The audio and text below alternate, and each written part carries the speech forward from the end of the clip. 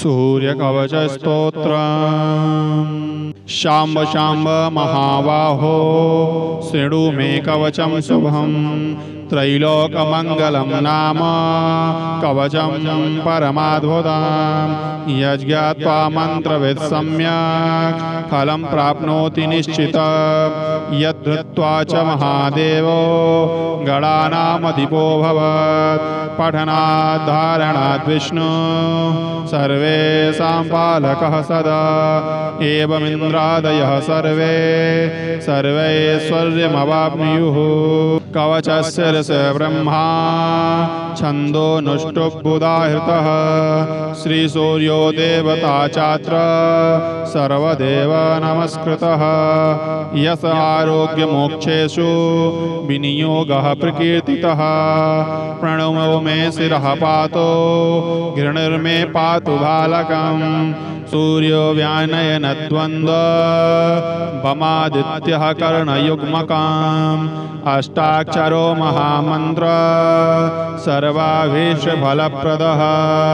ह्रीं बीजं मे मुखं पातो हृदयं भुवनेश्वरी। चन्द्रबिम्बं विंशाद्यं पातु मे गुह्यदेशकम्। अक्षरोऽसो महामन्त्रः सर्वतन्त्रेषु गोपितः। शिवो वह्नि समायुक्तो वामाक्षे बिन्दुभूषितः। एकाक्षरो महामन्त्रः श्रीसूर्यस्य प्रकीर्तितः। गुह्याद् गुह्यतरो मन्त्रो वाञ्छाचिन्तामणिः स्मृता। शेषादिपादपर्यन्तं सदा पातु मनोत्तमः। इति ते कथितं दिव्यं त्रिषु लोकेषु दुर्लभं। श्रीप्रदं कान्तिदं नित्यं धनारोग्यविवर्धनम्।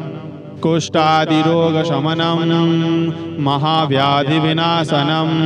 त्रिसन्ध्यं यः पठे नित्यं आरोगी बलवान् भवेत्। बहुना किमिहोक्तेन यद्यन्मनसि वर्तते तत्तत्सर्वं भवेत्यस्य कवचस्य च धारणात्। भूतप्रेतपिशाचाश्च यक्षगन्धर्वराक्षसा ब्रह्मराक्षसवेताला नादृष्टोमपि तं क्षमा। दूरादेव पलायन्ते तस्य संकीर्तनादपि।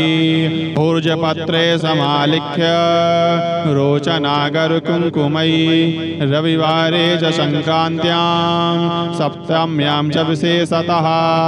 धारये साधकः श्रेष्ठ सापरो मे प्रियो भवेत्। त्रिलोकमध्यगं कृत्वा धारये दक्षिणे करे। शिखायामथवा कण्ठे सोऽपि सूर्यो न संशयः। इति ते कथितं शाम्ब त्रैलोक्यमङ्गलाभिधं। कवचं दुर्लभं लोके तव स्नेहात् प्रकाशितम्। अज्ञात्वा कवचं दिव्यं यो जपते सूर्यमुत्तमं। सिद्धिर्न जायते तस्य कल्पकोटिशतैरपि। श्रीब्रह्मयामले त्रैलोक्यमङ्गलं नाम सूर्यकवचम्।